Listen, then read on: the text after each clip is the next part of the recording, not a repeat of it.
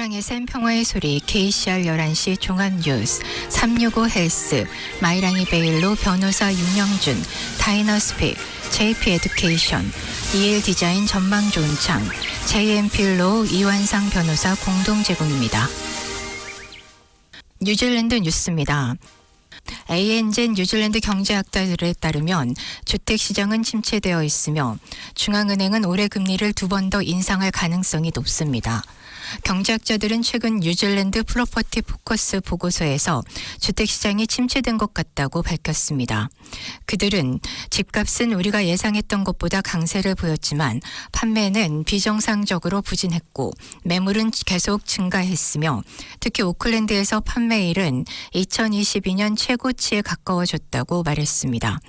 보고서에 따르면 1월 주택 판매는 일반적으로 구매자와 판매자, 중개인 모두가 크리스마스 새해 연휴를 보내기 때문에 부진하다고 말했지만 그러나 올해 1월 매출은 최악이었다고 ANZ는 말했습니다.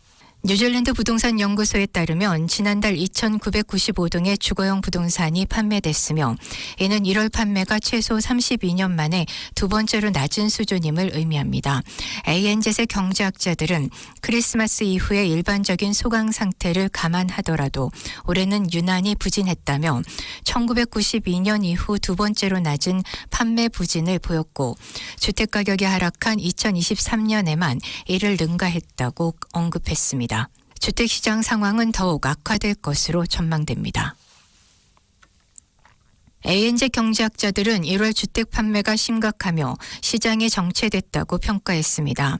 뉴질랜드 프로퍼티 포커스 보고서는 1월이 단지 일회성인 판매 부진의 달이었으면 좋겠지만 그렇지 않은 경우라고 언급했습니다. 주택 판매는 2023년 중반부터 완만하게 하락세를 보이고 있으며 최신 데이터는 그 기간 동안 주택 가격이 크게 떨어졌음을 보여주고 있습니다. ANZ의 경제학자들은 판매자들은 상승하는 시장의 조짐을 보이고 있으며 구매자들은 까다로운 상태로 남아있고 재고는 증가하고 있으며 판매자들은 판매를 확보하기 위해 더 낮은 가격을 받아들이지 않기로 선택하기 때문에 재고는 한동안 가격과 연결되지 않은 상태로 유지될 수 있다고 말했습니다. 특히 오클랜드에서 같은 정황이 판매일에 나타나고 있으며 오클랜드의 판매일은 2022년 정점에 가까워졌습니다. 평균 주택 판매일은 약 48일이며 나머지 지역은 좀 더 활기가 넘치고는 있지만 그러나 여기서도 추세가 바뀌었다고 ANZ의 경제학자들은 말했습니다. 보고서는 일부 주택 소유자들은 항상 빨리 팔아야 하기 때문에 높은 재고와 주택 판매에 오랜 시간이 걸리는 상황이 매매가 부진한 환경에서 영원히 지속될 수는 없다고 경고했습니다. 게다가 ANZ의 경제학자들은 중앙은행이 올해 두 차례에 걸쳐 공식 현금 금리를 6%로 인상해 모기지 비용이 더욱 늘어날 것으로 예상했습니다. 인터레스트.co.nz의 2023년 4분기 상업용 건물 건축 허가 분석에 따르면 상업용 건물 건설은 주택 건설만큼 약하지는 않지만 침체의 조짐이 나타나고 있습니다. 또한 새로운 소매점과 사무실 건물의 건설은 약해 보이는 반면 새로운 창고 건물과 공장의 건설은 여전히 더 탄력적인 것으로 보이는 등 부문별로 건축 허가가 승인된 건수에도 상당한 차이가 있습니다. 새 사무실 건물에 대한 건축 허가 승인 건수는 작년 4분기에 특히 낮았으며 새 사무실 건물에 대해 전국적으로 승인된 건수는 46건에 불과했습니다. 이는 1992년 3분기 이후 분기 중 새 사무실 건물에 대해 발행된 건축 허가 승인 건수 중 가장 낮은 수치로 32년 만에 최저치를 기록했습니다. 그러나 건축 허가된 새 건물의 총 연면적과 총 예상 건축 비용이 상대적으로 양호하게 유지되는 등 새 사무실 건물의 나쁜 소식만 있었던 것은 아닙니다. 이로 인해 2023년 4분기에 건축 허가가 승인된 새 사무실 건물의 평균 크기는 1,612평방미터로 늘어났으며 이는 interest.co.nz이 2010년 수치를 집계하기 시작한 이후 두 번째로 큰 평균 연면적입니다. 있습니다. 그러나 건축 허가가 승인된 새 건물의 평균 크기는 컸지만 건축 허가 승인된 평균 건축 비용은 평방미터당 3,306달러로 낮았습니다. 2023년 2분기 수치에서도 비슷한 추세가 나타났습니다. 이를 종합해보면 구체화되고 있는 새 사무실 건물은 적지만 더 크고 일반적으로 과거보다 건설 비용이 저렴하다는 것을 알 수 있습니다. 새로운 소매 건물에 대한 전망은 interest.co.nz이 추적한 모든 상업 부문 중 가장 암울합니다. 2023년 4분기에 승인된 새로운 소매 공간은 18,386제곱미터에 불과한 반면 승인된 새 소매 건물의 평균 크기는 400제곱미터에 불과했습니다.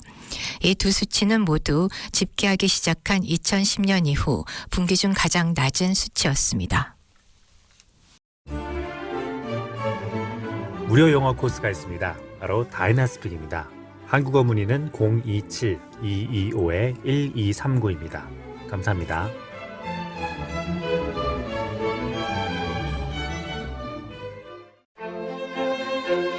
태아난가 오 아오테아로아에서 무료 비즈니스 과정 서티피케이트 인 머니 매니지먼트를 배워보세요.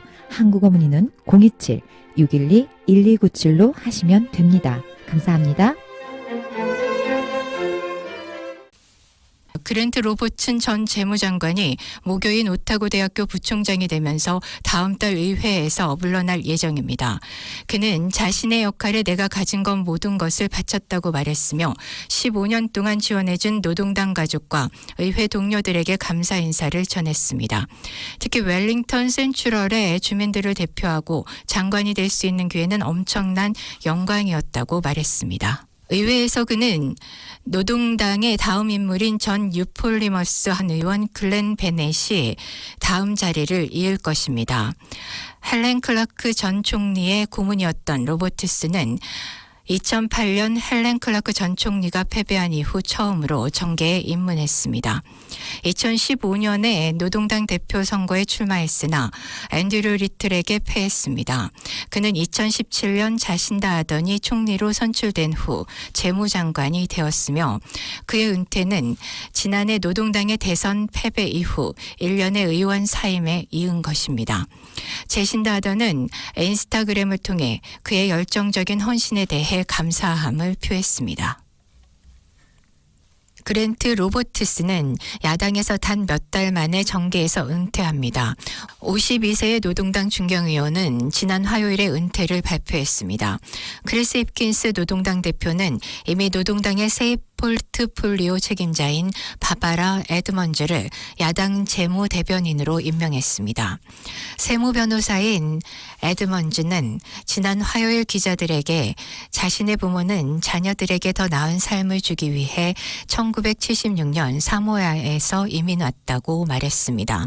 그리고 10년 후 아버지는 40세에 11세 미만의 자녀를 4명을 둔 호라비가 되었다고 그녀는 말했습니다. 2020년에 그녀는 만화의 웰링턴 선거구에서 선출돼 국회의원이 됐습니다. 같은 해 그녀는 노동당의 정부 임기가 끝날 때까지 노동당의 부원내대표가 됐습니다. 작년에 크리스 힙킨스가 자신다 하던의 총리직을 맡은 후 그녀도 처음으로 장관이 되어 내무부와 태평양 민족, 경제개발 및 세입 포트폴리오를 맡았습니다. 히킨스가 강력한 국회의원으로 묘사했던 에드몬즈는 작년 7월부터 선거까지 재무부 장관 역할도 맡았습니다. 그녀는 2020년에 합류한 재정 및 지출특별위원회의 위원으로 남아 있으며 의장 및 부의장의 역임을 했습니다.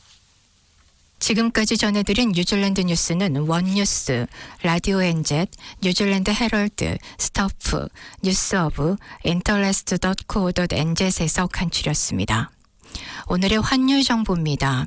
뉴질랜드 달러화 대비 원화 기준 환율은 823원 57전, 한국에서 보낼 때 831원 80전, 한국에서 받을 때 815원 34전입니다.